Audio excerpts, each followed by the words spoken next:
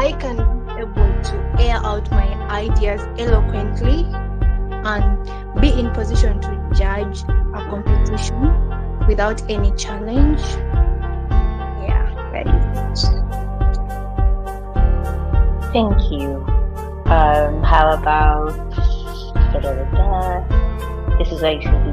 Christine, what do you want to walk away from this session with?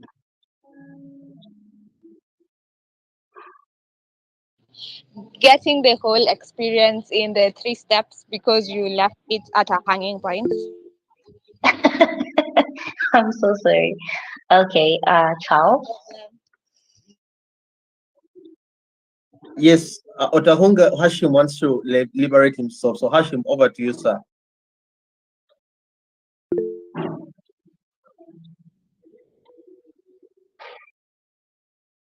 Okay, Miriam, I don't know if it's okay if I could read out for you the messages.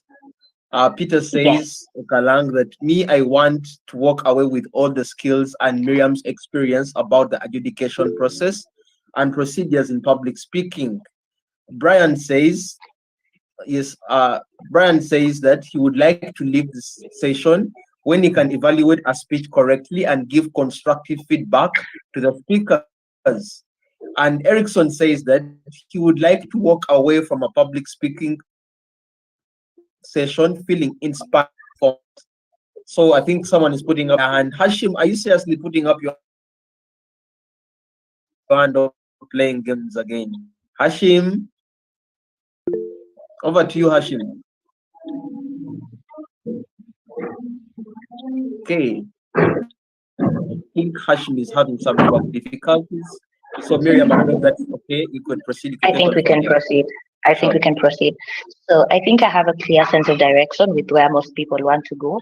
I'll be sharing bits of my experience along the way. So I'll be using myself as an example a lot. And I complete the session. If you feel like you still have more questions, just feel free to ask the question privately or with the room how to respond to that. Next slide, please. So I'm quickly going to go through this session because I spoke into detail about it and I want us to go into the next slide where we were at. And I think one thing that I pointed out for all of you is that the adjudication process is not a one day, it's not a one event, it's not a one-time thing, it's a procedure that will continue building on and on and on, because to the point where I am right now, I'm still building on what I learned or what my peers have to give me as feedback. It never stops. It continues beyond, like the fact that I'm at this point, I've been in the debate space for close to 10 years now, and the public speaking space for close to 10 years now, and I still get feedback on how to improve, tell just how far you might have to journey for you to get to a point where you say, okay, I'm fully confident that my adjudication process is perfect. And it happens in 3 steps. You have the pre-adjudication, the point at which you're adjudicating, and the post-adjudication. But one thing that happens before pre-adjudication, and which is one thing I advise people to take a look at, is to have a personal interaction with being a speaker. Because once you've been a speaker and then you've transitioned into being an adjudicator, you tend to see things differently. And if you're objective enough, you're also able to judge things differently, which is something a lot of people miss out on. Because knowing how to differentiate the difference between you being the speaker at that particular time and somebody else being the speaker are 2 different things that people sometimes tend to miss out on. But that's not the conversation for today. So let me go straight to the pre-adjudication phase. The pre-adjudication phase is the situation where you ask yourself, are your speakers prepared enough? So this is where you're not just an adjudicator, but you're probably also a trainer. So you're asking yourself, have I prepared my speakers enough? Do they understand different objectives? Do they understand different timings? Do they understand different types of speeches? How are they feeling as people as they walk into that particular room to present? Have I worked on their confidence? Have I worked on how they articulate themselves? Have I worked on their language, both written and spoken? Because when you move from national tournaments and go to regional tournaments or tournaments like Worlds, Your language is quite important. It's as important as your presentation, because if people are not able to understand what you're saying, then yeah, it loses meaning. The second thing to ask yourself during the pre-adjudication phase is, are you yourself, are you prepared for the role as an adjudicator? And how you can further improve yourself is you need to go through a lot of training. You need to practice a lot. You need to get a lot of feedback. Get feedback from your peers. Get feedback from people who you've adjudicated. And I can tell you, this is the most uncomfortable bit of preparing yourself. But look at it as sharpening an axe. So you have to ask yourself, I gave Christine like 10 out of 30, and I'm going to Christine to ask for feedback. How's Christine going to react? And I've found myself in situations, especially when you're dealing with high school students, and maybe they hear they're not breaking for the next round. Trust you me, both of you are enemies. That's it. You're done. You're no longer friends. You ranked them wrongly, blah, blah, blah, and all that. So it's normally a really serious fight. But you have to get feedback, because that's the only way you get better. Then you ask yourself, are you well equipped with knowledge about the tournament? And I keep telling people, stop attending tournaments for the sake of attending tournaments. Understand what the tournament is about. If it's climate change, what is climate change? Some of us think that just because today it rained and tomorrow it's sunny, that's climate change. That's not climate change. You have to ask yourself, what's the objective? What are the conveners trying to bring out? You need to have an understanding of these things, because when you have an understanding of the tournament, then you're able to know what to pick out from the speakers. You're able to know what to pick out from the speeches being presented. Let's go to the adjudication stage. Were you attentive enough during the session? If you were distracted, please excuse yourself from that particular round. Don't rank anybody.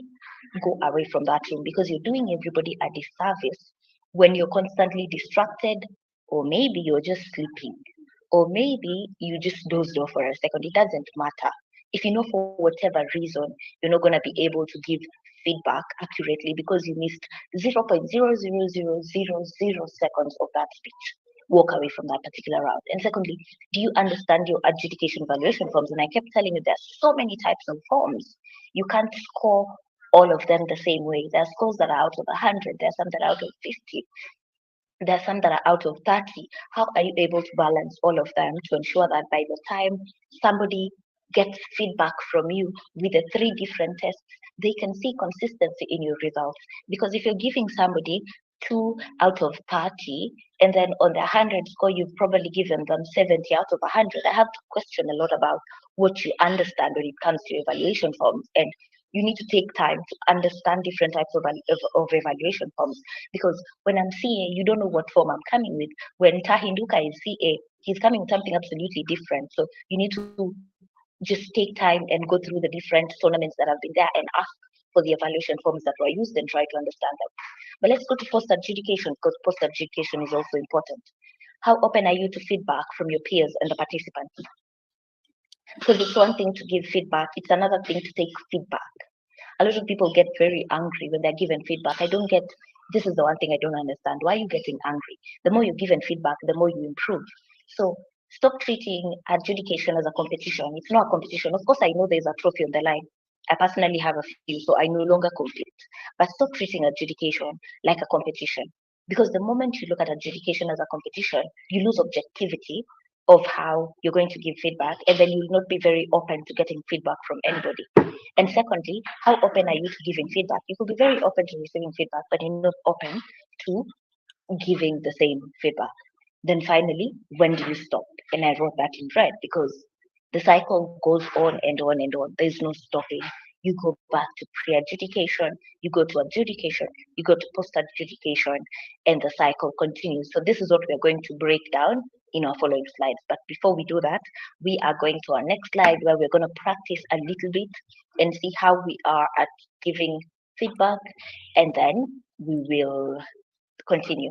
So I think Hashim knows he's the one who's going fast, so I hope he's ready. Yeah, so in the meantime, Miriam, let me first sort of stop sharing and I reshare again. Something has happened to my device. Yeah, but No you can problem. actually proceed to the next thing. I'm going to share again. Yeah, surely. Okay, Hashim, are you ready? In the meantime, Christine, please get ready.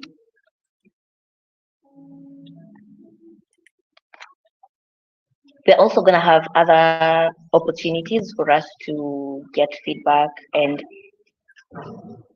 be given feedback and give out feedback in subsequent slides. So don't worry, I'm just starting with who we were supposed to evaluate last week, or rather a few days ago, so that we catch up and then now we can continue. And I can see we are probably on time now.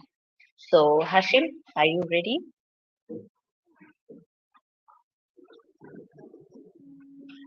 Okay. As Hashim gets ready, Christine, can we begin with you?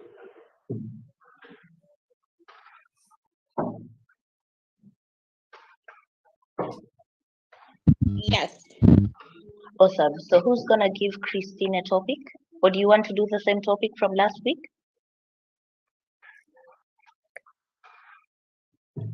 I wasn't given a topic yet. It was only Hashim who got a topic. You're saying I Okay. used that one Hashim was. Christine, are you facing an interruption with your network? No. Am I Okay, audible? let me get Yeah, a confirmation from somebody else. yeah. There is some sort of interruption from Christine's side. Christine, if you're using earphones, maybe you want to put them in the same place or headsets. It's just a little bit of a minor glitch, but yeah, try to fix that and we see how it can go. Okay, I'm not even using an earphone. Am I audible right now? Yeah, you're trying. So let's see what you have. Okay. Okay, that's fine. So who will volunteer to give a topic to Christine, please? Okay. Karibat, please tell me how your name is pronounced as you give us the topic. All right. My name is pronounced as curry bat. The curry plus bat. Curry that we use in cooking food and bat that's the bird, the bat. So curry bat, that's my name. But the T is silent.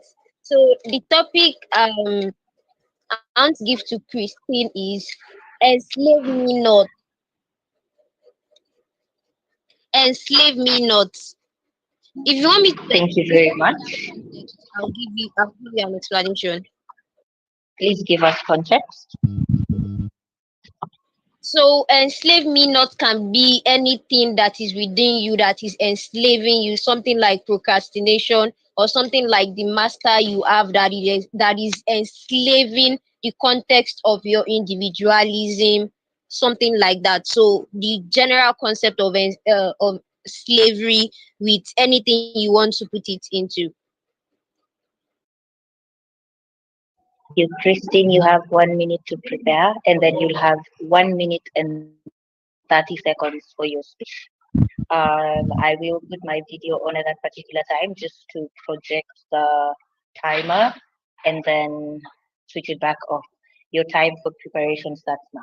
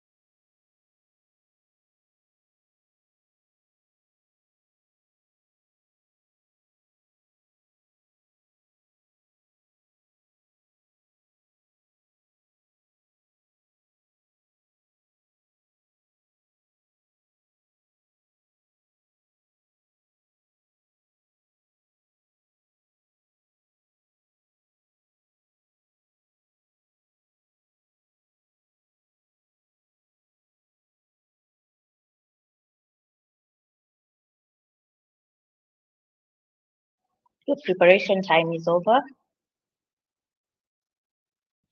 Okay. Your speech ready when you are. Okay. Am I audible enough?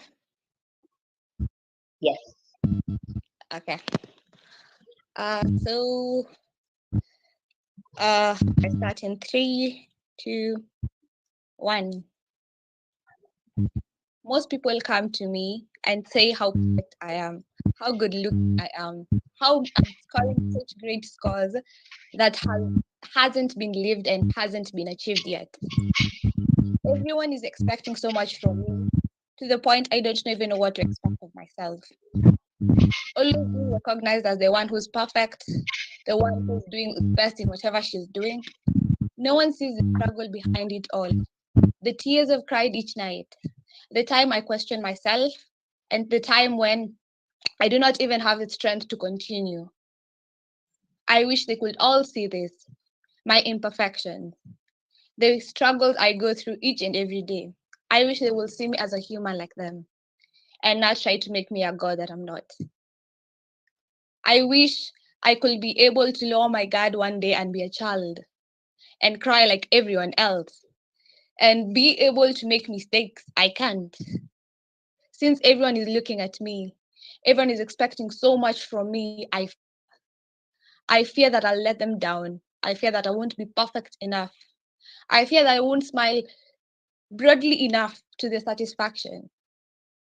I wish I could know myself in all this and not try to be anything that anyone else is saying. But that is so hard to do since everyone is looking at me. Here I am, not knowing who to turn to, since I might be the role model. I wish we will all be grateful for each and everyone's imperfection. Thank you. Thank you, Christine. Okay, so I'm gonna give each and every one of you a second to think and to share feedback. Remember, we said it's constructive criticism. We're just looking at positive things and also things where people can improve and whatnot. And then we can proceed to the next person. Yes. So, who wants to go first?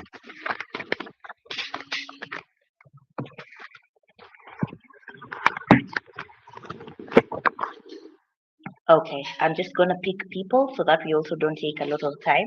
But I would encourage people to. Awesome, Jared, your hand is up. Please go ahead. Okay, first, can I confirm, am I audible? Yeah. Okay, so Christine gave her speech. I loved the speech. I thought she was really eloquent.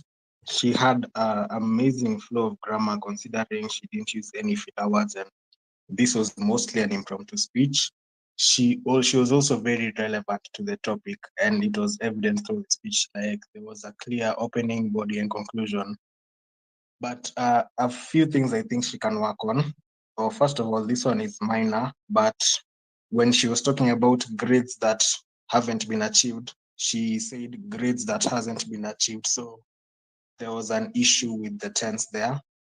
Also, something else I think she could work on is that she was monotone at for a huge duration of the speech. Actually, there were emotions that she was conveying with her words that she wasn't expressing with her tone.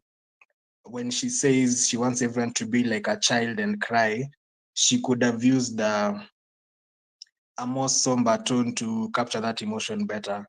But overall, I thought it was a really amazing speech, especially given the time she had to prepare for it. Yeah, thank you. Thank you, Jared. Could we have comments from? I'm not seeing another hand up, so I'm just going to pick people at random. And also, just to confirm, we are all in the room and paying attention. So, could we have? Yo, just know some of you I'm skipping your names because I can't pronounce, and I don't want to butcher you and then end up in more problems. But let's have Angela, Martha, Ayaru.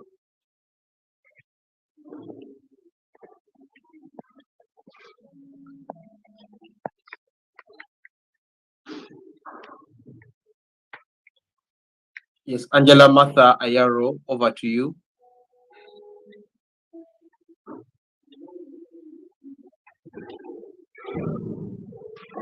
Angela is in a taxi headed home. How about Angela? Please type your response on the chat now that you're available. Awesome. Yes, type it. Arinda, Angela.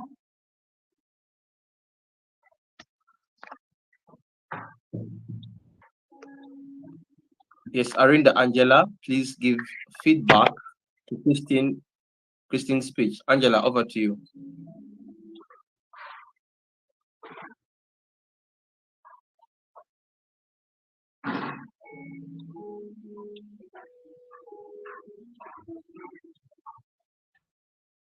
Arinda Angela, this is like the last chance, unless we shall presume that you just leave the phone there and you're not actually within the call. Kindly respond or tell us something within the text space. Okay, so Miriam, could I read out some of the comments to you?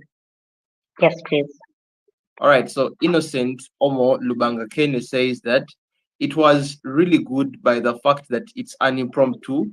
Let's say she's prepared, it would have been a good one. I like her idea. Awesome. Could we have two more comments from the audience? A volunteer. Why are people shy?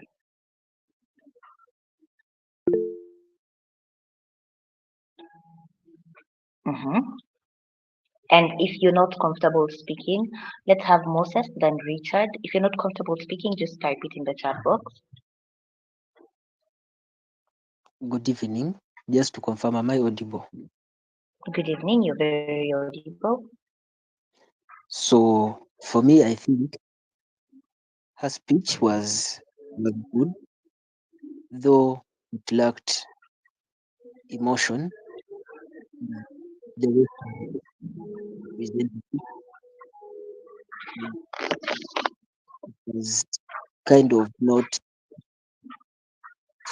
bringing up very deep feeling that one was supposed to get from it, but it was good.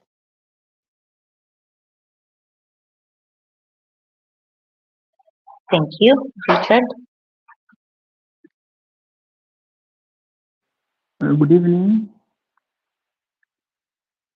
Am I Good clear? evening. Yes, you are clear. Hey, thank you very much. I want to thank Christine for that wonderful presentation. I don't want to give her the benefit of doubt that it was an impromptu speech, because had it been a competition, still we wouldn't consider the fact that it was an impromptu speech for the presentation she did give. Content-wise, I want to agree with the content that Christine gave. It was really indeed relevant to the topic that she was given, and then the eloquence within her presentation was really convincing. I want to say that, and the speech was flowing well. It was the ideas were coordinating. That's what I can say. Thank you. Thank you, Richard. We also have Mariam saying her introduction was quite good and captivating. Marsha Bryan says it was a nice presentation with a good introduction, flow of ideas, though she needs to improve on tonality of her voice. She's a great speaker. Erickson says her delivery was impressive. She communicated her points clearly and confidently, which made it easier to follow along. Her ability to organize her thoughts quickly and speak without hesitation shows strong impromptu public speaking skills. Speech was good. What I would like to highlight maybe is if she could work on a precise conclusion, like point out the crucial aspects of her speech, leaving the audience with a thought or call to action. So I'm going to go straight to giving my comments so that we can jump to the next slide. I particularly enjoyed the speech. Given the topic she had been given and the content she delivered, they were matching, and I agree with the first person who commented and said there was relevance when you took the speech and took the title that had been given. One thing I want to point out that I think a few of you have captured is when it comes to a 1 minute 30-second speech, you're definitely sure you're working with an impromptu speech. It's very rare that you will be given a prepared speech that is less than 2 minutes. It will probably be 3 minutes to 5 minutes. So if you're working with a very short speech, then you need to ask yourself one question. In this 30 seconds, sorry, or in this 1 minute, what will I be remembered for? When the judge needs to remember my speech, what is the one word they will remember? And for you as judges, you also need to put that in your mind that when the speech is very short, what are you taking from this particular speaker? What is the one thing that you look back at and be like, in as much as this speaker had one, two, three, four challenges, this was the beauty of their speech. This was the consistency in the ideas they were presenting. There was something we could go back to. There was something we could relate to and whatnot. So that was the one thing for me. I feel like with 30 seconds, if you've decided to pick the angle of academics, if you've decided to pick on the angle of perfection, then you need to work on that particular story and build on it so that at the end you have a conclusion.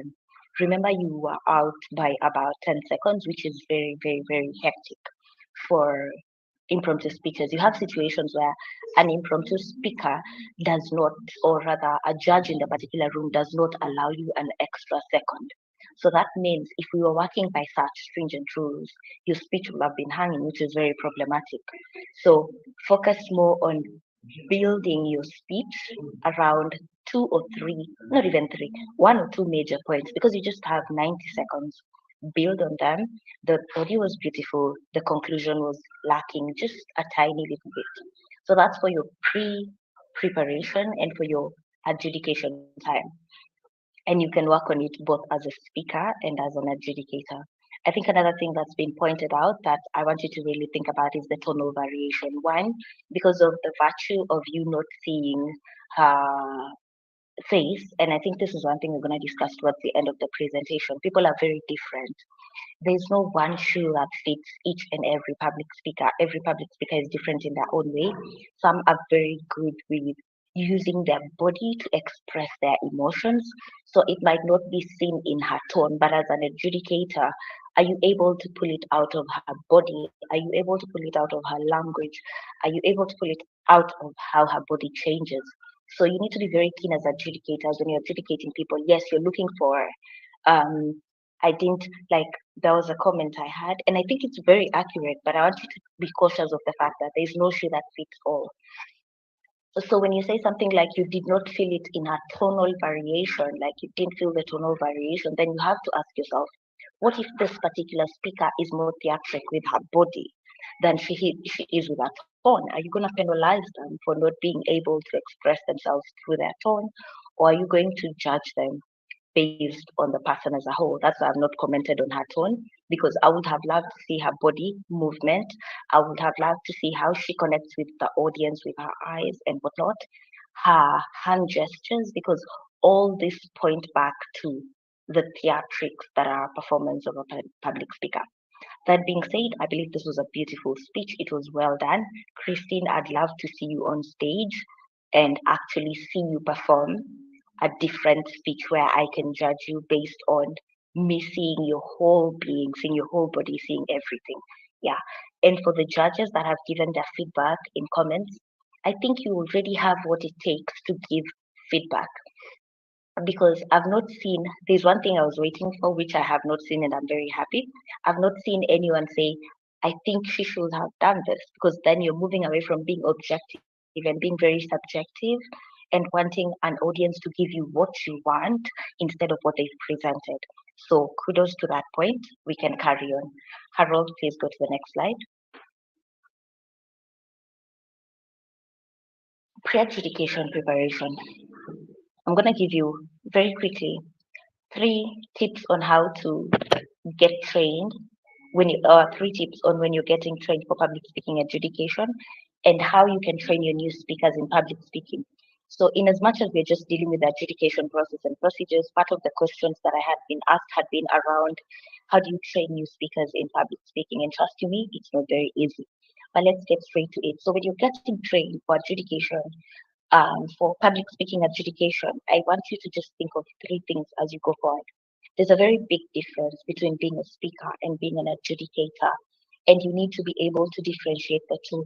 One of the ways in which you can differentiate whether you are in that particular time an adjudicator or a speaker is the first thought that comes to your mind when you hear a speech.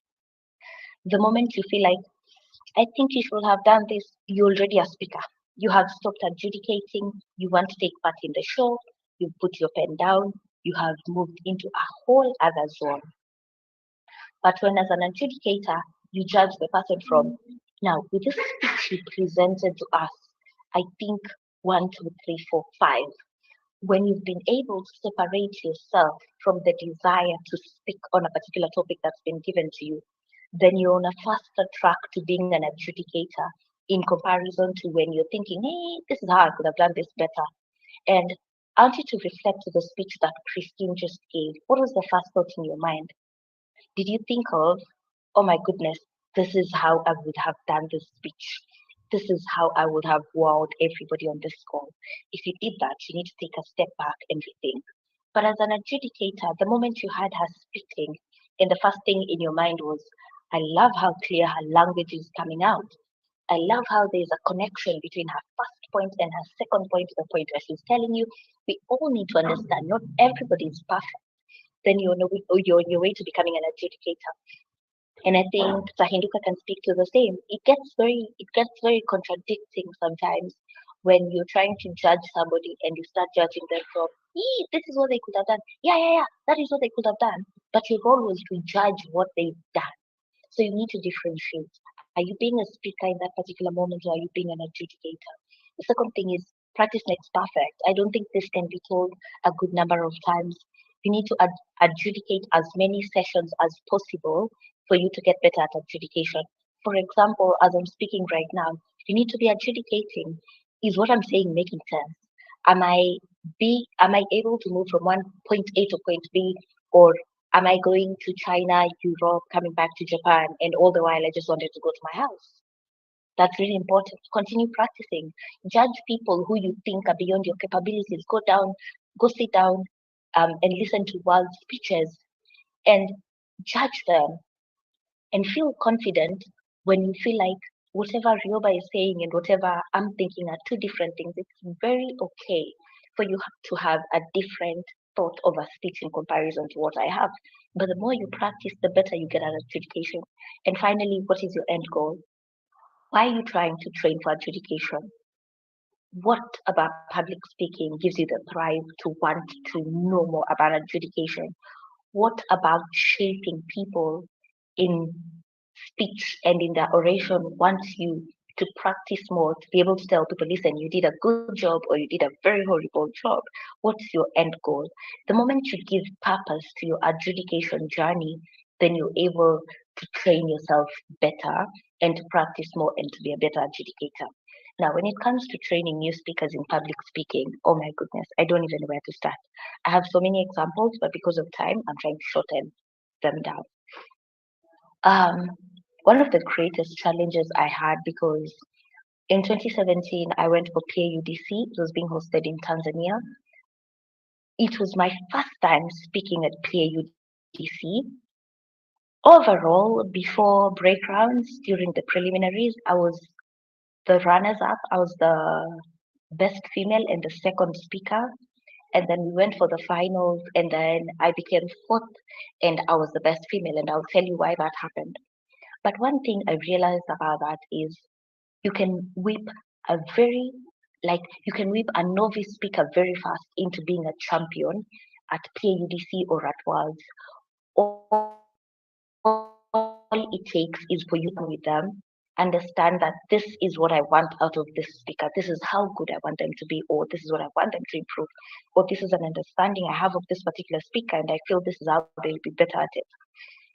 So one thing that gave me courage during PAUDC was I never looked at people as my competition. And in every competition I've attended, I'm always competing with myself. I'm always trying to make myself just a tiny little bit better from what I was before. And so by the time, every time our names were being called, and I keep hearing my name, the first person is read and the second name is mine. I was like, I think I have something in me. And what helped me was I had a team of Kenyans. I had Elijah Bakari, I had Morris, I had Sharon Etemesi, and Biggie. I think none of you have gone through the hands of most of those people. But they kept sitting with me in every particular round, and they would ask me, Rioba, how are you feeling about this particular round? How did you perform? Where do you think you can do better? And whatnot. And those things help me to improve. And I believe even for you, as you need to walk hand in hand with new speakers, because they take a lot from what you say. If you tend to constantly tell them they're not doing well, they're not going to do well, you're going to crash spirits. So the first thing you need to ask yourself is, are you a trainer? And how you know whether you're a trainer or not is based on how you treat participants. Do you have the patience to want to see them grow? If you don't have patience, work on it, because some of them are really horrible and you need to work on them becoming better. The second thing you need to understand is, no, there's no one shoe that fits all. Rioba can just be Rioba. Richard will be Richard, Moses will be Moses, Angela will be Angela. They're all different speakers with different strengths that they have. And the question you have to ask yourself is, how do I make Moses better? How do I make him a better speaker? How do I make Richard better at expressing his emotions when he's speaking? The third thing is use a lot of examples. There are so many speeches out there on the internet that you can constantly borrow from. Such Royal Rhetoric, such PAUDC, such UDN. I mean, every tournament that happens that relates to speech has to have a public speaking option. Let your speakers listen to those particular speeches, give them topics, and then give them examples and examples and examples to a point they feel confused, but allow them to find their way through that confusion. And finally, again, what is your end goal? You have to put purpose to why you're training somebody. If you're training people for the sake of training them, yeah, good luck with that.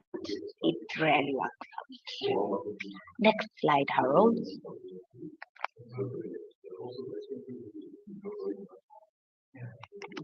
How to give personal feedback. So before you give feedback, I think I've already gone through this. I'm just gonna jump through it so that we don't take a lot of time. I need to go to the more interesting stuff. Before you give feedback, you need to ask yourself, and I've already done this, so I won't do it again. Were you attentive during the second? Avoid distractions. Are you sleepy? Is there a gentleman or a woman you have seen in the room who's confusing you? If you have that, sit that round out, because you'll be doing a great disservice to any speaker who sits in a round and they can sense that my judge is not present. I think, I'm sorry, I'm going to use Tahinduka a lot because he's the one person I've been in the same room with competitively. I think UDN 2017-2018 in Deje, we had a lot of situations where speakers were being given feedback and they'd go to the core team, to the equity team to complain, Ma'am Isabella, or to Joel, or to the other members of the team and tell them, listen, I don't think I was correctly evaluated in this particular round because Harold was sleeping in the particular round, or Harold was on his phone on that particular round. So if you feel like for whatever reason you were not attentive and the other person in the room or the speaker in the room might have seen, if your ancestors were overworking and you were caught in a point where you were distracted, please do not give feedback in that particular round. Secondly, did you understand the objective of the round? Sometimes the objective is to have a narrative speech, and you're there looking for an informative speech. You're going to penalize somebody who did not make any mistake. And finally, study the evaluation criteria. I think I have gone into depth on this. Number 2, giving personal feedback. Now let's give personal feedback. During Scholars Festival 2019 or 2018, I can't be sure, guys are old. Morris, the same Morris who helped me during PAYO UDC in 2017. Morris, yeah, so it was Scholars Festival 2017. So I was in this particular round and Morris kept giving me second position. And I went back to him and I asked him, Morris, what's going on? Because you're giving me second position. And when I'm in a different round with a different judge, I'm being given first position. What is it you're seeing that I'm not seeing? I kid you not, these were Morris's word to me, word for word. Waseke, I know how you perform. And I can't rank you first when I feel like you're not performing in your optimum best to be first. That crushed my spirit because it meant Morris was not adjudicating me from a point of what I was presenting in the room, but from what he was expecting of me to present to him, which is very problematic. Anytime you go into a room and expect a speaker to be a particular way or expect them to present in a particular way, you're going to undermark them because you've already put a threshold that they cannot come below. And anytime they come below that threshold, you're going to punish them for no reason. So I ask you once again, be objective, be very empathetic. Number two, never ever compare speakers. How Richard speaks and how Christine speaks are different. Whatever matter they bring to the floor, even if the topic is the same, is very different. One of the hardest things to learn as an adjudicator is to treat Rioba as Rioba and Jack as Jack or Erickson as Erickson. You need to be able to judge me individually and give me a 66 and judge Erickson and give them a 66 and not feel the need to add 1 point to one of us because you feel like, but somehow I feel Erickson was better than Rioba. It does not matter. If you had already calculated your scores and found both of them to be at 60, even if Erickson was way better than Rioba, talk to both speakers and tell Rioba, this is where you can improve. Of course, individually, this is where you can improve. Erickson, this is what I found on your scores, and this is where you can improve. But never ever compare the two speakers. The moment you start comparing the two speakers is the moment problems come on board. I'll give you a practical example of UDN 20. Oh my goodness, I don't know if it was 2021 or 2022. We were with Tahinduka on a panel, and when it came to ranking for the finals, we had a proper heated argument because when I totally reflected on that, like our feedback process, there was a lot of comparison between speakers. We were not ranking people individually. We got to a point where we started comparing them. And now it stopped being objective and it became very sentimental and emotional. And we're like, this person is the one who's supposed to win because of 1, 2, 3 up. No, this one did this and that. It doesn't make sense. The moment you start comparing them, things go downhill from there. But finally, be very specific when you're giving personal feedback. Don't tell Christine, I feel your speech was good because, you're able to join sentences. It doesn't matter. What sentences did she join? What was her first statement that connected to her second statement, that got you to her third statement, that made you feel like, as a speech, as a holistic speech, she was able to deliver full, a fully comprehensive and fully understandable speech? You've got to have specifics. That's why you have a pen and paper in the room. It's not to draw cartoons. It's not to write letters. It is to tell somebody, Christine, you said this at this point. I feel it relates to your conclusion because of 1, 2, 3. Are we together to that point?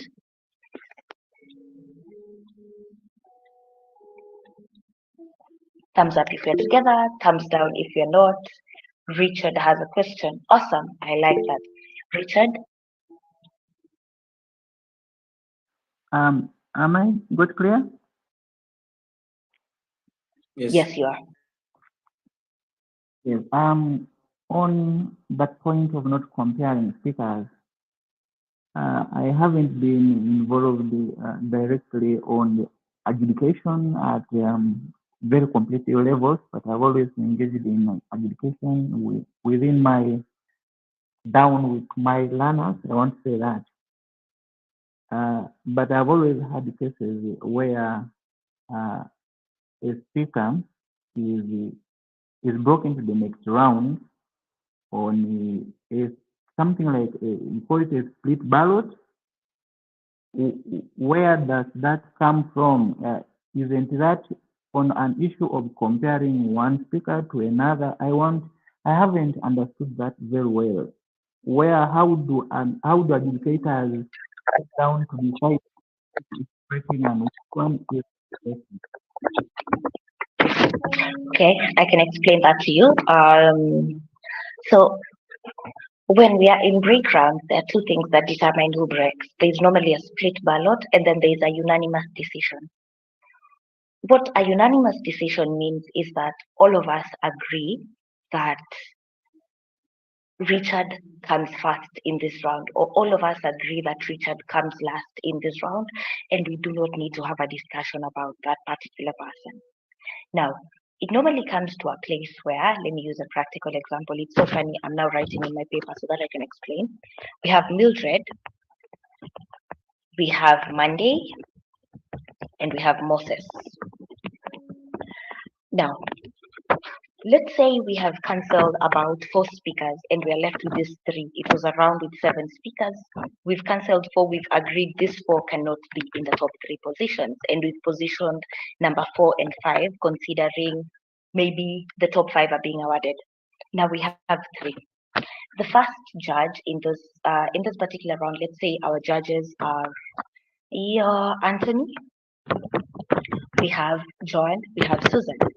Okay, so you find for these 3 speakers, Mildred, Monday, and Moses, Anthony has Mildred first, Monday second, and Moses third. John has Moses first, Mildred second, and Monday third. Susan has Monday first, and John second, and say Mildred third. You see, there's a confusion already because all of us have a different first speaker, second speaker, third speaker. Now, what happens is we go into the justification stage. Why do I feel that for this particular round, in how they stand, like how we have Moses, Monday, and Mildred, how do I feel in this particular round Moses stands out? Now, it's a very thin line because it's very easy to feel like you're comparing speakers at this point. But remember, you already have your rankings. You already have your rankings. We have a challenge with the top 3 rankings, and this is where justification needs to be done. It's more like I'm defending why I believe Mildred should come first. I believe Mildred should come first because in her speech, I got 1, 2, 3, 4. Then the other judges have to have a voting because it gets to a point where, okay, I see this point that you saw that I probably did not see. So you find that 2 judges, say Anthony and Joan, have agreed, okay, Mildred comes first. But Susan still disagrees. At this point, we don't have the whole day to discuss. So it is decided, if you people have not decided in maybe 30 minutes who the winner is, then you take the split ballot. And where you have a tie, the chair in that particular round is the one who decides where the split goes to. So it's very allowed to have a split. So you can have a 2-1, you can have a 5-1, you can even have a 5-4 split. But in a situation like a 5-4 split, that means 4 people were siding with one person, 4 people were siding with the other person. Then the chair decided, listen, I am siding with this particular person because I feel their speech stood out. So when you're giving split ballots, it's not necessarily that you are comparing speakers, but more like you are giving justifications for why you feel a particular speaker stands out. I don't know if that answers your question. It mostly boils down to, we are not going to take more time on this, guys. We have to decide. And if we can't decide, we take a split and the person wins on a split. Yeah, on the issue of comparing speakers, is it important to use a certain speaker who has been good during a speech? Well, Anthony, that's a very tricky situation. I think personally, it's very okay because I want to be told why Susan's speech was better than mine, but that's me on a personal level. Sometimes speakers don't like being compared. Speakers don't like being told, yeah, this person's speech was better in this way. Because remember, the challenge you do in that particular situation is now you're going to force speakers to try to start speaking like Imani or Hashim so that they can feel like, okay, next when Judge Anthony is judging me and they hear me speaking, they're going to feel like, oh, my speech is good enough. I'll give you a practical example. El Pal 2020, I think, during the final speech, oh my goodness, guys, I don't know if any of you was there during that particular time. I had one speaker who was very good, and she was my best speaker at that point. I know that's a bit biased, but don't quote me on that. So the speaker who went before them was a very emotional speaker, and this is why I was questioning you about the tonal variations and whatnot. And when that speaker went on the floor, they cried. Oh my goodness, they cried, they shed tears, and they left the room speechless. People were clapping when they stopped speaking. So what did my favorite speaker do when she went? Because she's already seen an example of a good speech. She went and tried to cry. She could not cry. It was not a good show. She ended up. So you have to ask yourself, when I'm giving a certain speaker as an example, one, was everybody present to listen to their speech? Two, what are the risks in me giving this person as an example? Because I could give an example and then people take it to mean that what I mean is Rioba is a good speaker here, so all of you need to act like her. People decide to interpret messages differently. So that's what you need to ask yourself. How are people going to interpret me using somebody as an example? Whew, okay, question from Hashim, then Imani. Anthony, I hope your question is answered. There are two ways to it, so you just have to decide, does it serve your purpose or does it risk ruining everything? Hashim? Okay, thank you very much, Rioba. Some competitions have been to a number of competitions. They always compare speeches in out rounds, where then maybe octos and or quarters or semis or finals, because they are longer preliminary rounds. Is that comparison illegal and or?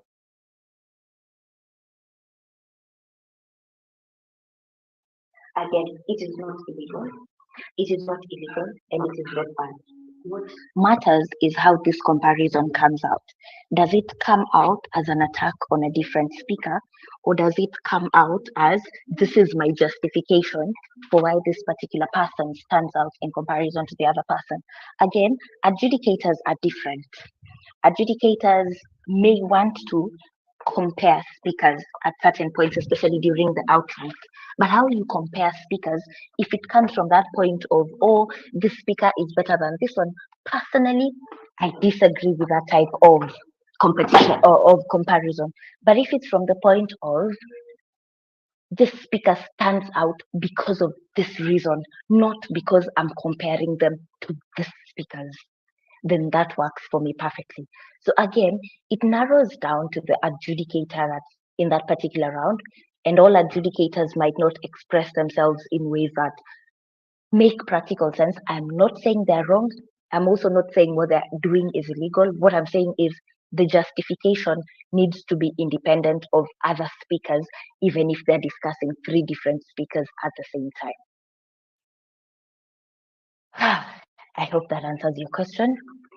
Yeah, sure. Thank Does you. it? Though just some clarity. It does, but some Yeah. clarity. Okay, to some rooms I have been to under tournaments. When you're comparing speeches in those out rounds, you're like, I think the delivery, and I feel the delivery of this speech is better than the delivery of this other speech. Not the personalities, but the aspects in adjudication and evaluation.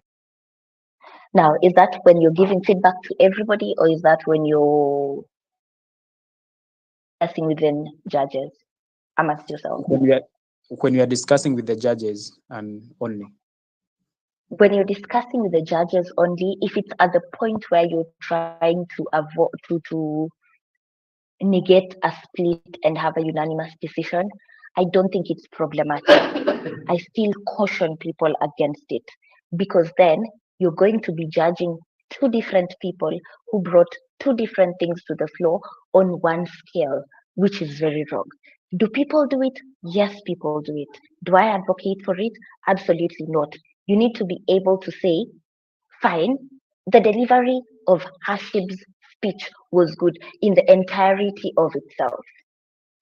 The delivery of Imani, for me as a judge, lacked 1, 2, 3 because I missed this in their speeches. So you see, you've compared two people without necessarily saying, I think Hashim's delivery was better than Imani's.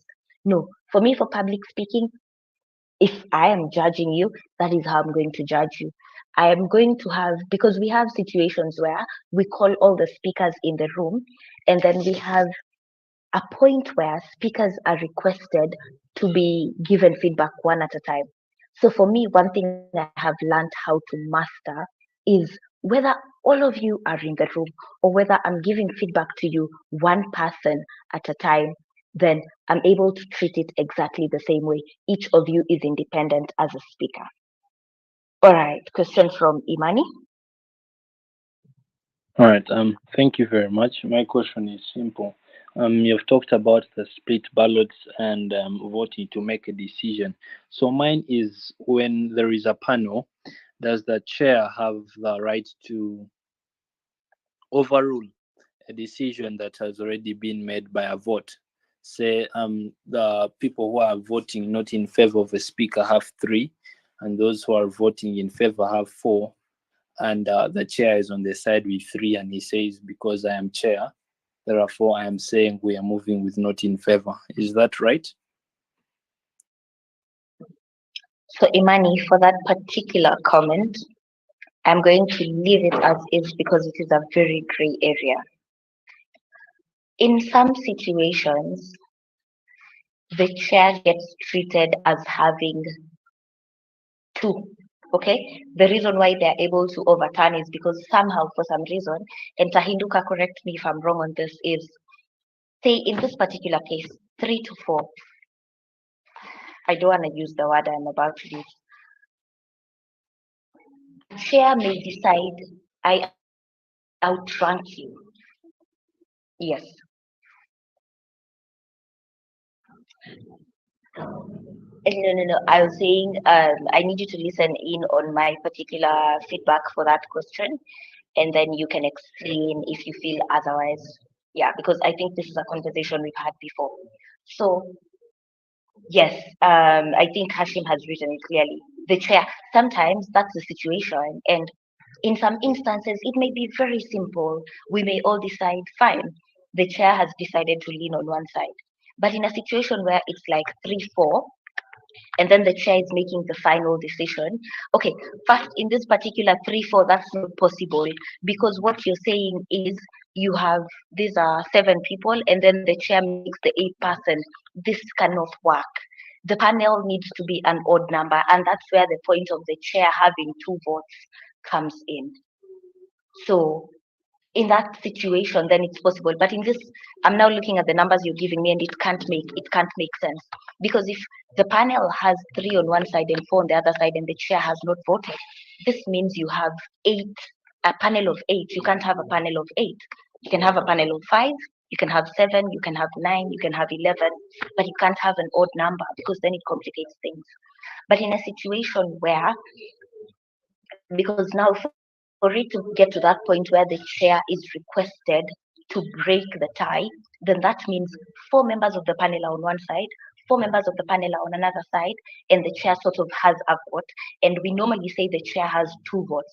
So whatever side they go with for some reason wins automatically. But Imani, I want to clarify. Have you been on a panel where you had a bench of 8, including the chair? Because that should not happen. Yeah, I haven't seen it.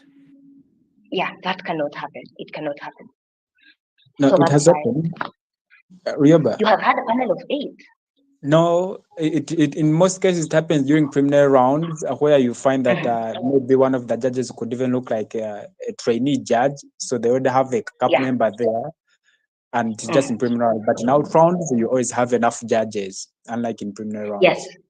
No, preliminary rounds, it's totally understandable, because of course sometimes there's a shortage of judges.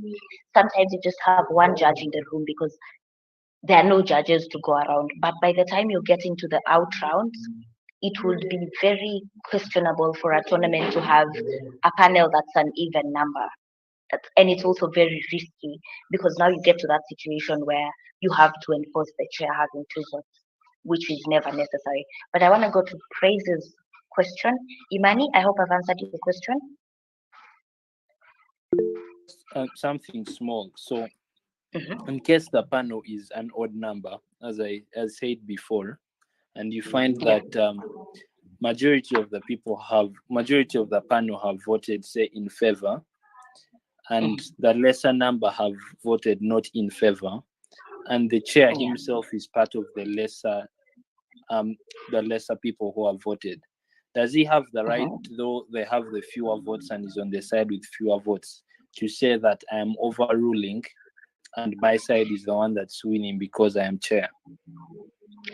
In that particular situation, let's say your panel has five, let's go with the lowest number. You have five judges in that particular round, and three people have said, we want this particular person, and two people have said, no. And one of these people is the chair.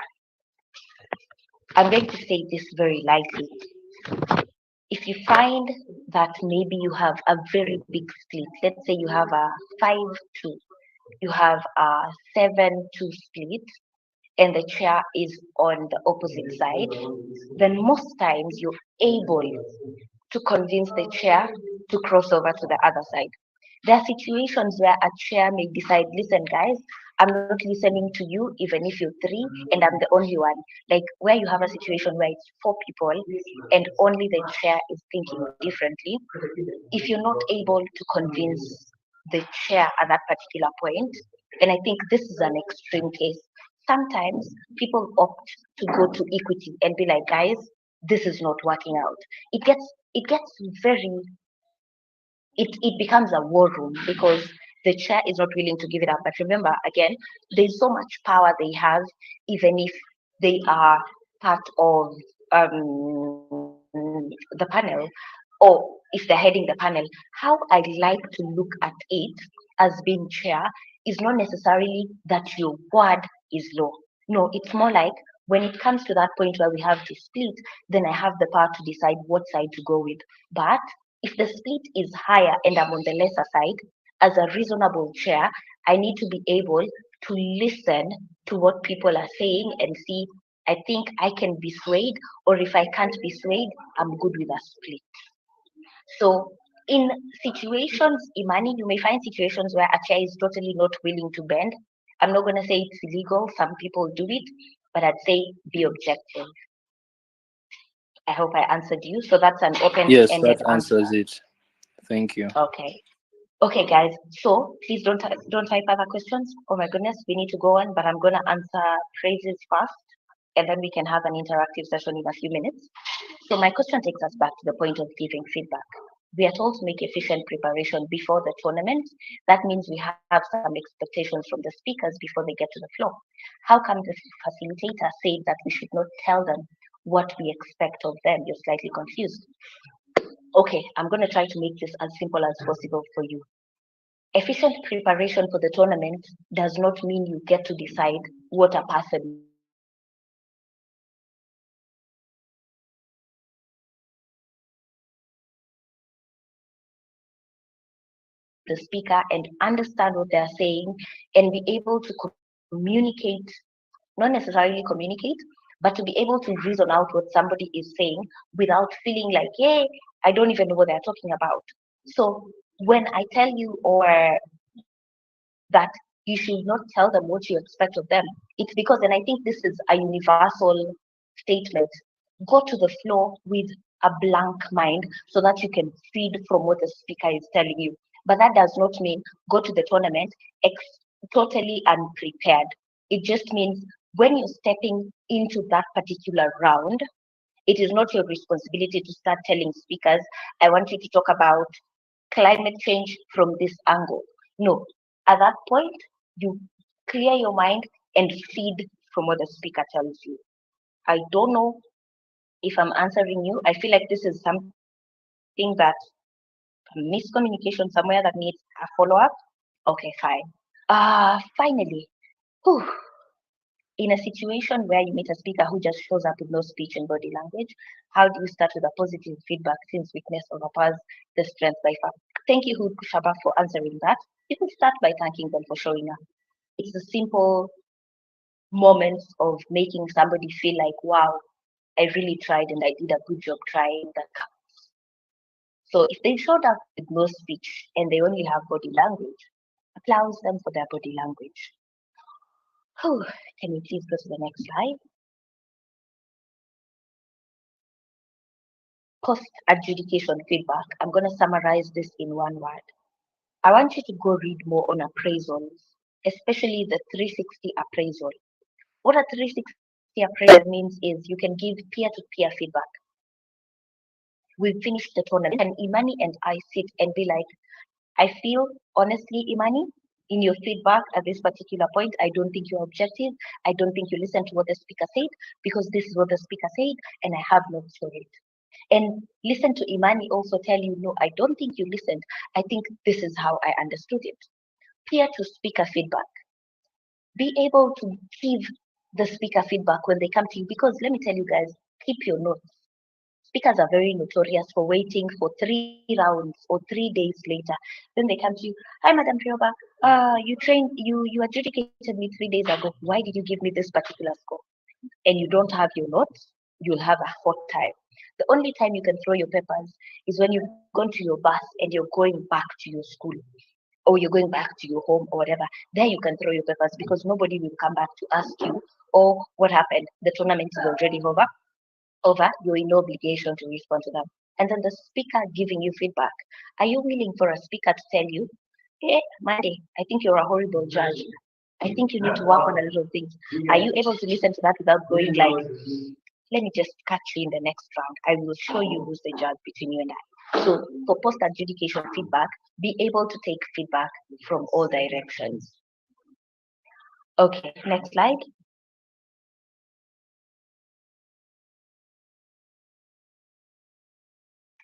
Feedback and development.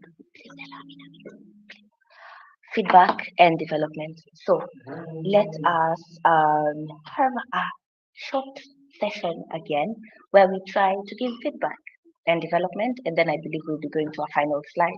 So who wants to give us a speech?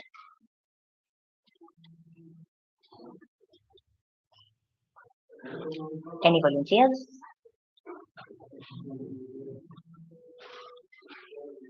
Hashim is right. Sometimes just stay with those papers. You never know who will come for you at what time. Yeah. But Hashim, are you ready to give us the speech now? I think your speaker is working.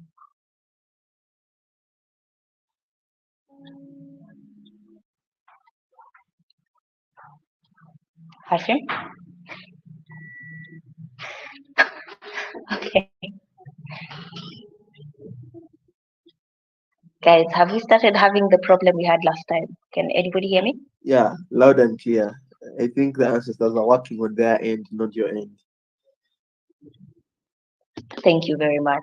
So I'd like us to have just one more round of giving feedback, and then we can proceed from there. So may I please have a volunteer?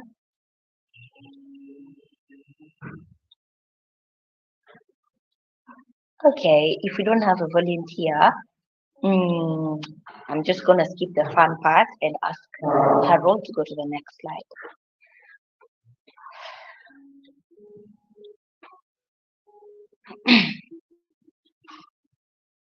Okay, so these were other components that came out during this particular module, and the team felt it important to be able to go through how to judge the delivery of a speech and the techniques for providing feedback.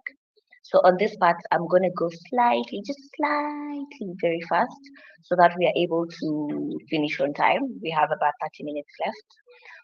Number one, how to judge the delivery of a speech. I want to tell you one thing that's a fact. There's nobody who can judge you, or rather teach you on how to judge the delivery of a speech. This is something you slowly learn over time. But one thing I want you to take home is that the role of an adjudicator is to give feedback to a speaker and help them improve over time. This is what I mean by that. You could be looking at the trees that are right next to you, or you can be looking at the forest that will grow in a few years to come. What do I mean by that? If you go into adjudication to rank, give points, that means you're missing the essence of looking at Imani and thinking, oh my God, Imani is a speaker that, when groomed properly, can represent Uganda during world debates. You know, or you can tell yourself that Jolie is a speaker that will do better in poetry in comparison to public speaking. How can I help them get to that point?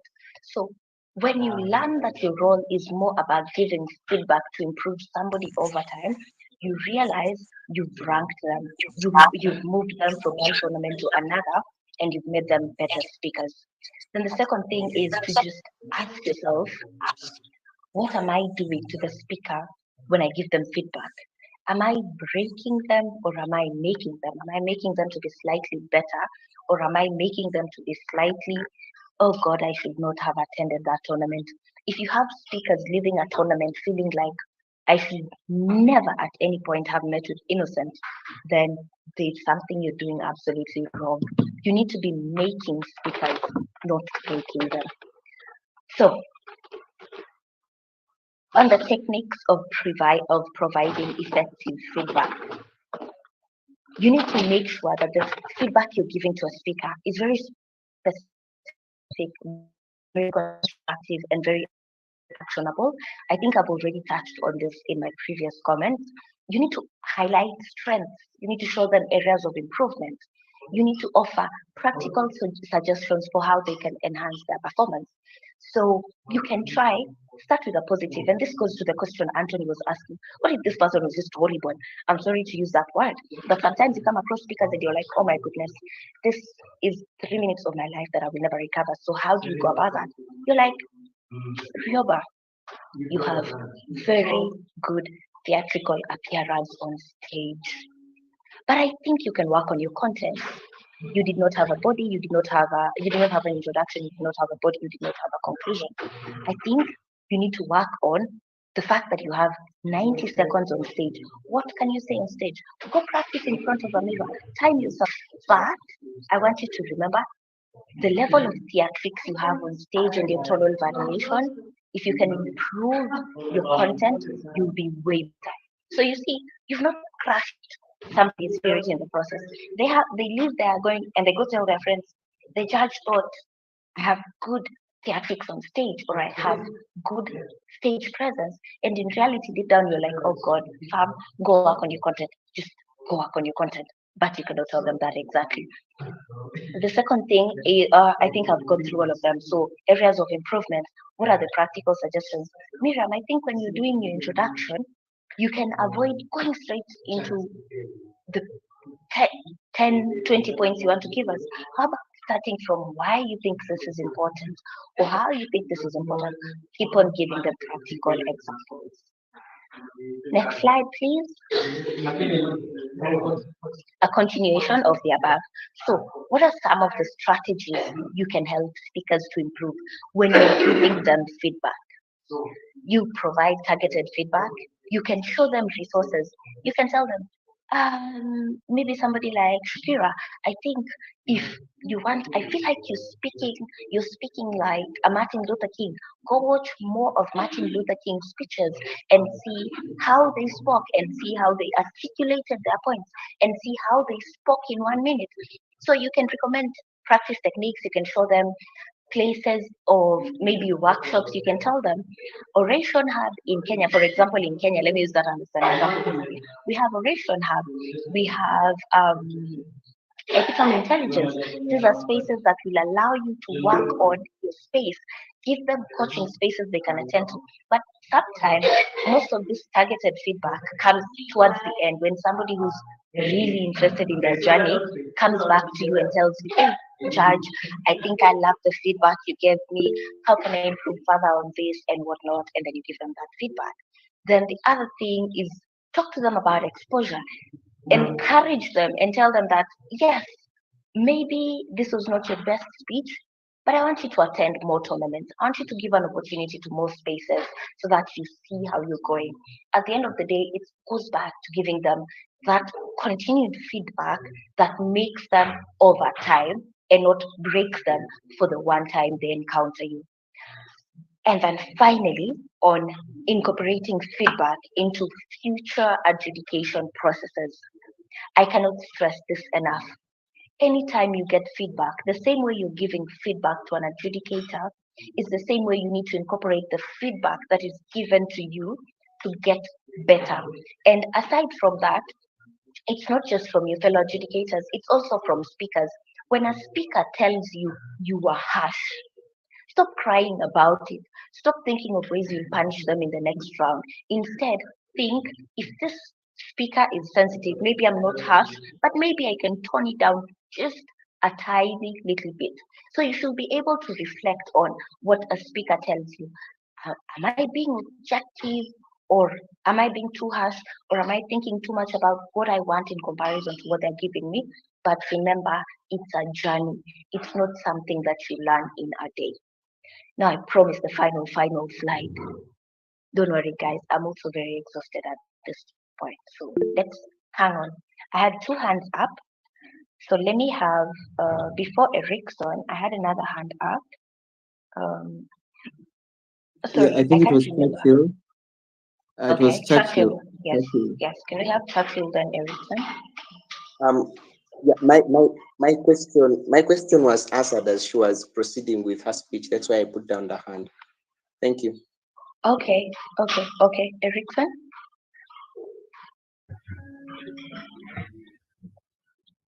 Yes, my name is Wada Erickson, just like you put it. My inquiry is about giving feedback, and it goes like, how can we have, can we have feedback that is totally objective and non-subjective? Because given your example, for example, when you advise someone to listen to Martin Luther or read something, because that is with your own opinion and not following any guideline, maybe written anywhere, that in such a case you advise the speaker to read such and such, or to listen to so and so, or to do such a thing. So I actually see this as more of being subjective still, because you're giving in your personal opinion of what you think and not following any set guidelines. Thank you. Okay, Erickson.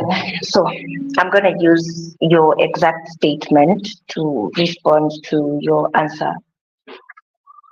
And I think when I was giving this particular example, I said at this point, you're probably having a conversation with somebody post adjudication, or it could be during the adjudication. I think nothing stops you from asking them, who do you think is your, who's that persona that you constantly feel like when you're talking to them, you can see, or when you're listening to them, you can feel that, or you can feel them channeling, like you can feel that's the energy you want to channel out more of. And the reason why I think it's very objective and not at any point subjective is because, fine, I'm giving you my opinion. This is what I think. I think as a speaker, you're a very good Martin Luther King. And I remember this was an example, so this is a very extreme. So I'm trying to make it as simple as possible in using that as an example. I've not told you to go tell them they are particular speakers. I have given you an example. And this example was to a question where, how do you sandwich? Give them a bit of positive, tap on what's negative, and tap on what's positive again, to just make them leave that place when they're in a cocoon of positivity that makes them and doesn't break them. So it's the same way I can tell you to go tell them, I think with the way you're handling your theatrics, you borrow a bit of what you do from so and so, who's a writer in a book I've read. It doesn't mean I have told them you're Martin Luther King and you need to stick to Martin Luther King. I have thought about something that I have projected to them that probably is going back to the appraisal. I think, Judge, you think this about me, but I feel I relate more to being a speaker who's of this kind, and you channel the conversation to that side. So when you get an example, instead of picking it as a goal, because then that becomes the subjective bit of it, you can use, or rather, you can ask yourself, where was it being used in this particular setting? Because when you say it's not a written rule, you're trying to tell us that there are particular written rules of how you can give feedback. Yes, they exist. But does that mean that you do not go beyond those parameters and you stick to telling them you're good, you're bad? How do you break the monotony of good and bad? It goes back to understanding a speaker. What do you feel would work for them, and what do you feel would make them at that particular point, or what do you feel will break them? So I don't know if I should tell you that you're going to have to learn along the way to judge situations as they come. And as you judge a speaker, by the time they're coming to the floor, you're able to understand this is the type of speaker they are. This is the type of feedback that would fit to them. Because again, note there's never one shoe that fits all of the speakers. So how do I deal with Erickson in a way that will be different from Churchill, in a way that will be different from Imani? There's so many examples I could have picked, but that was just one I picked for that particular instance. So it's in no way a written rule, it's just an example. Okay? All right. So how do we give personal feedback step by step? There are 8 steps. What are the 8 steps? Harold? Step number 1, prepare. Before you give feedback, this is the during stage. Before you give feedback, take some time. And that's why you're normally told, the chair will tell you, judges, take a few minutes to review your notes, to reflect on the speaker's performance. You take this time to identify the strengths, identify areas that need improvement. What do you want to address in your feedback? The moment you're able to do this, you'll also at the back of your mind realize that if one judge mentions this, I don't need to repeat it. I can quickly go over to my next point.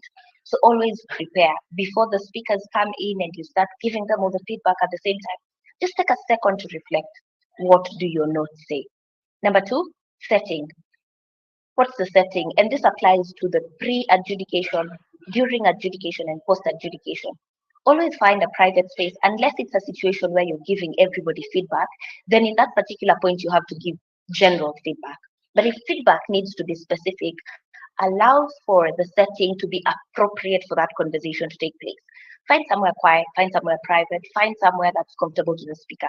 Sometimes I avoid private because you never know what you'll be accused of doing to somebody in a private space. So pick a space that's reasonable, that allows for you to have a meaningful conversation without distractions. Number 3, start positively. Begin by highlighting their strengths. What do you think of this speaker? For example, you can say, I love how you used proverbs to start your speech because I was able to relate to the entire story while seeking meaning for the proverb during my entire speech. So you can start by highlighting their strengths. What did they do well in their speech? Is it their sense of delivery? Is it their style of presentation? Is it their language? There has to be something positive about your speaker. Because I like your English, like what most of us are saying about Christine. I like her language. I like how clear your language was. I like how articulate it was. That allows the speaker to be very comfortable because now we're like, we're starting from a very good point, yeah? It's not a fighting. We're not starting from a fighting point. So where do we go after we've set that space where we began positively? You now need to be positive, or you need to be specific now. And that goes back to what Hashim was saying. When speakers get their blind rounds, they will come back to you and ask you, why did I get a 52 in this particular? What justified such ranking from you? And you need to be specific and provide examples. I think this is good. You can improve in this particular place. They need to understand exactly what they can improve on. Because if they don't understand what they can improve on and leave that conversation confused, then they are going to ask around, like, how do you feel about Rioba's judging? Do you think it's reasonable? Do you feel like, people talk? And I think this is not part of the training, but people talk, and we realize people talk. So if you're not specific, things will just start flying around. This is the type of judge that so and so is. This is the type of judge, or you find them going to equity and to CAP, and they will be asking, I think Rioba did not give me a satisfiable feedback for why she ranked me in a particular way or why she gave me this particular marks. Or sometimes they even go and say, I think Rioba did not understand my speech. speech. I don't think she was in the room where I was speaking, because this is what I said and this is what she seems to have captured, which are two different things. So be very specific. In Kenya, we say have receipts for everything. Churchill, I'm coming back to you in a second. Number 5, address areas of improvement. Where do you think the person can improve? It goes back to that circular diagram I was showing you. This person is trying to improve, you're trying to improve, all of you are trying to improve. So where can this person improve? Do you think it's on how they present themselves? Are they confident? You could probably feel maybe they were looking down too much, and an area of improvement can be as simple as, please engage with the audience more with your eyes. Look at people more. Look at your adjudicators. And you can even give them tips and tricks on how to do that. Like while we were speakers, we used to have our friends and our peers sit just behind the judges. And this is not illegal in any way. And so I'd be looking at Elijah Bakari, but in reality, it looks like I'm looking at the judge. And the judge will see, oh, she has very good attention in terms of keeping the audience engaged to her. But in reality, I'm looking at Bakari and I'm so scared of looking at the judges because they have this poker face on that I cannot relate to. Next, encourage growth. If there's one thing I try to do as hard as possible as an adjudicator in public speaking, is to encourage people to grow, encourage people to seek opportunities to share. Go for TED Talks, and I think TED Talks is way more advanced, but something as simple as, when you have a meeting in your school, why don't you offer to be the speaker on behalf of the team? When you have group discussions, why don't you offer to present? Because those are opportunities through which they can grow in their speech. Second, listen and respond. Remember, giving feedback and giving personal feedback is not just about you talking, and them not talking. No, they may have questions. So if they have any questions, listen to those questions and listen actively. Active listening means you're not on high alert. You're not defensive. You're not looking like, let me listen out to see whether they misunderstood me or whatnot. But you're listening so that you're like, okay, I understand how you're feeling. I think we can agree on this. Maybe we can agree to disagree on this and see how to get better from there. And finally, end on a positive note. You need to end most of your sessions on positive notes. It's not always going to happen. There are points you're going to have arguments with your speakers. This happens. But I try to say, please try and be the bigger person as the adjudicator. Always try and be the bigger person and end on a positive note. Try to encourage them to continue working on their skills. It's as simple as telling them, I love the fact that you came to speak to me. I love the fact that you came to seek personal advice, and I think you're going to be a great speaker. Even without offering suggestions on how they can go, you've encouraged this person because you've reminded them that them coming forward to have a conversation was really important. And that's it. Very simple steps to giving feedback. You can practice more on them, see how to prepare, see how to set a setting. The setting can also be as simple as you going forward and telling the speaker yourself, I'm really glad with what you did. How about you can come to me and see how better we can improve your work. At this point, I am out of words and I am out of slides. So the question that I think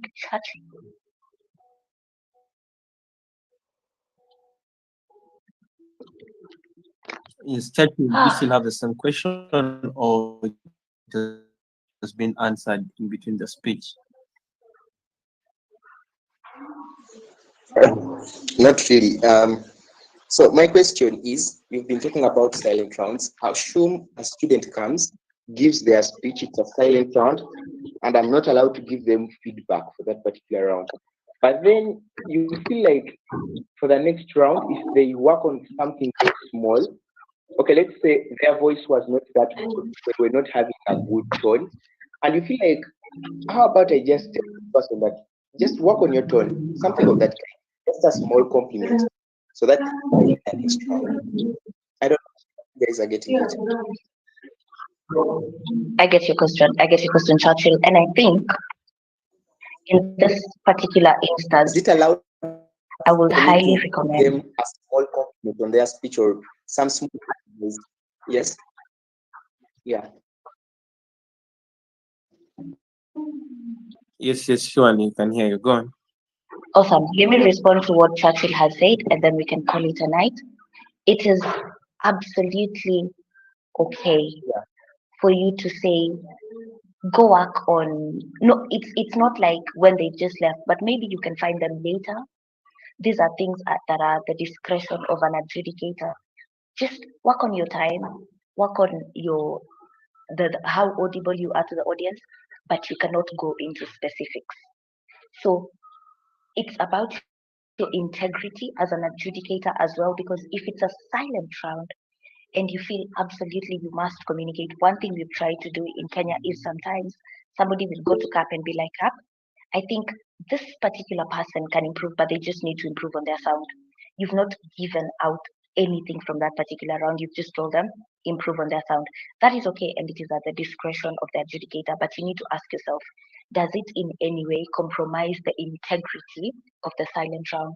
If it compromises the integrity of the silent round, don't do it. If it's going to be as ambiguous as possible to help the person move forward, go ahead and do it.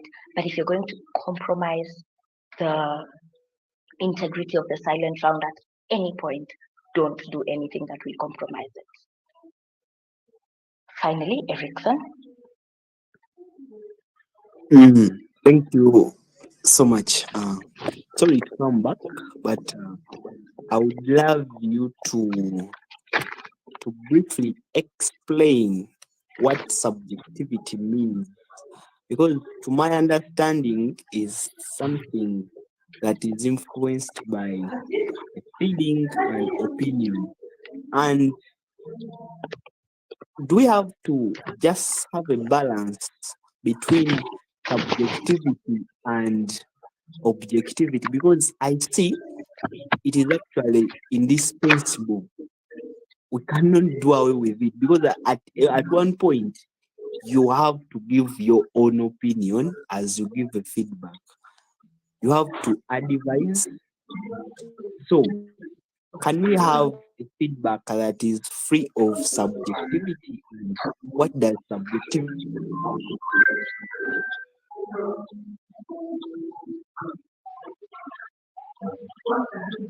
Yes, Erickson, are you Miriam, done over with to your you. question? Okay, awesome. So first of all, I'm gonna put it as I'm gonna try to respond as shortly as possible, but I feel this is something that's very personal to Erickson, and I'd advise for Harold and Tahinduka maybe to pick up in a follow-up conversation with him to understand where it's stemming from and where you can respond to.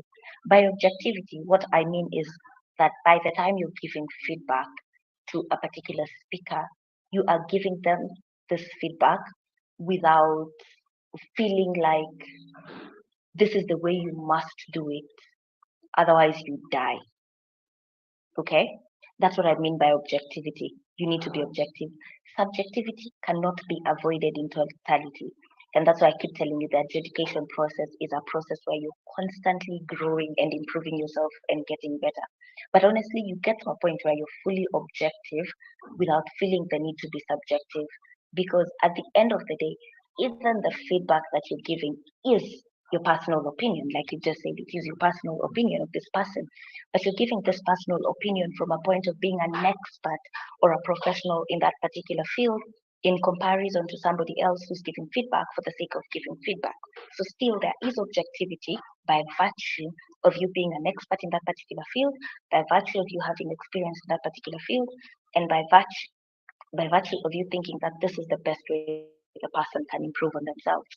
So can we have total lack of subjectivity at some point in your career?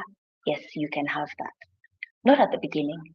There's so much room to improve, and that's why the peer-to-peer feedback is important, because somebody will be able to point it out for you that at this point I think you're being too personal. I think you put yourself in the shoes of the speaker and became the speaker instead of allowing the speaker to be themselves. Again, definition in itself is relative. What one thing means for one person could mean something entirely different for another person. So it's also a matter of correcting it to be sure you're on the same page. But back to your question, subjectivity versus objectivity. Can you avoid either in totality, or rather, can you avoid subjectivity in totality? Absolutely. But it only comes about from a lot of practice and growth. But even then, when you've practiced a lot and grown and focused more on giving objective feedback in comparison to subjective feedback, there are times where you slip up and give subjective feedback. Does that mean you're an absolutely horrible adjudicator? Not at all. It just means there's room for growth. And with that, um, yes, it is true. You ought to be objective and only objective, but there are points where people will sleep, and that is okay. And that's why you practice and grow better and get better at giving objective feedback. So, at that point, may I please hand over back to Harold?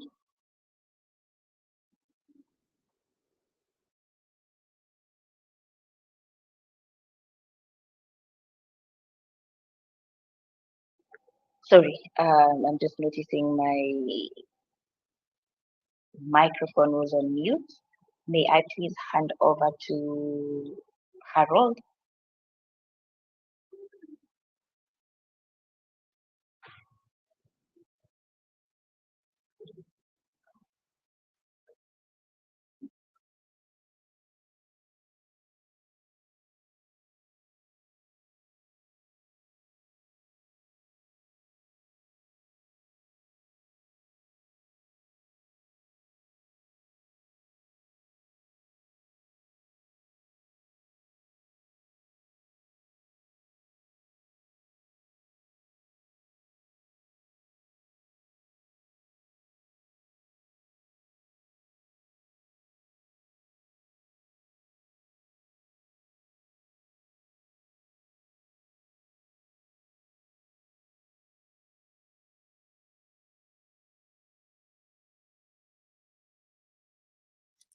Oh, yes, yes. Can you hear me now?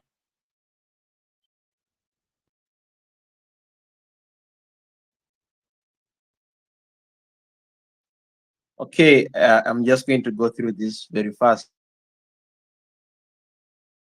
Have expired without warning me, such is the corruption of the Ugandan telecommunication networks.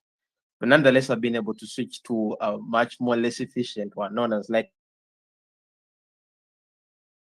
before. It also does me dirty, like what happened to Manchester. No, not Manchester, Arsenal. All right, guys. We thank you, Miriam Rioba, so much for this particular session. I, for one, I could say I have been able to learn way a lot, and I know it has been impactful. And one sure way you can gauge that is the fact that there have been so many questions, and not getting done. There are two more questions, five more questions. It shows that your session is actually being engaging and people are actually listening, paying attention, and learning as they ought to have learned. So mine is an appreciation to you. Thank you for having been able to spare your time and your moments and your minutes of life to be able to build on the public speech space, most especially within our good country, Uganda. We are very grateful for what you have been able to do. And for every single person that has been on this call from the start of the call to up to where it is right now, we also thank you for the same. This today has been our very last session of the Paragon Rhetorica Online Public Speech course. And what we have next in store is to have the last robust assessment that is going to be able to assess each of the participants in this case with what they've been able to teach from the very first module to where we are right now. So as of now, we are grateful that we have been able to finish it to this particular far, and we are grateful to you, Rioba. Thank you so much, and may the good Lord honestly bless you. That is if you're not atheist. But again, if you are atheist, we would still ask for the best blessings to be able to follow you everywhere that you are able to go. So we are grateful for what you have been done. This is our vote of thanks, and we are glad and we are always willing to learn from you and from every other public speech gurus within the space within East Africa. So to every single person, oh, you're very much Christian. Amen. So we pray that Yeshua, Elohim, Ruach Elohim, El Shaddai Adonai, all his names that he is able to bless you, multiply you, sanctify you, and be able to give you the best of your desires. So you could just say your last final remarks, and then we could actually close this. So over to you, Miriam. Thank you very much, Harold. Those prayers from your mouth to God's ears. I've absolutely enjoyed the session with you guys, but I want to give my humblest appreciation to Tahinduka Joseph. It has been a dream of mine to see, because there was a gap between the established public speakers and public speakers who are growing. And Tahinduka put his foot down at some point and said, you know what, guys, I'm going to make this happen. So to Tahinduka and the team he's working with, thank you very much for what you're doing for Africa, East Africa, and Africa at large, because we are all winning at the end of the day. It's not just for Uganda. I've seen some names. I'm assuming a Nigerian. I've seen some Kenyans here. So the fact that this is a representation of Africa, it means we're getting greater and we're getting stronger. I look forward to a point where public speaking is the reason why people go for speech, for any oration tournament. And this is where it all begins. I'd also like to appreciate the team that is working with him. Harold can tell you it is not very easy to get me, especially on a day like today. He has checked in every hour. Maseke, Rioba, are we still on? Are we still on? Are we still on? Are we still on? And the fact that we are here and we've not had whatever happened on Saturday happen is something to be grateful for. I would also finally like to thank each and every one of you that is here. At some point, I saw that number get to 50 and I was very scared, because I was like, if this is how big the movement is going to be, it won't be long before my name is forgotten. And then after some time, I was like, I'd be very happy for my name to be forgotten, and for Tahinduka's name to be forgotten, and for Harold's name to be forgotten, because I want to hear more about Imani. I want to hear about Moses. I want to hear about Hashim. I want to hear about Richard. I want to hear about Churchill. I want to hear about all of you breaking those feelings.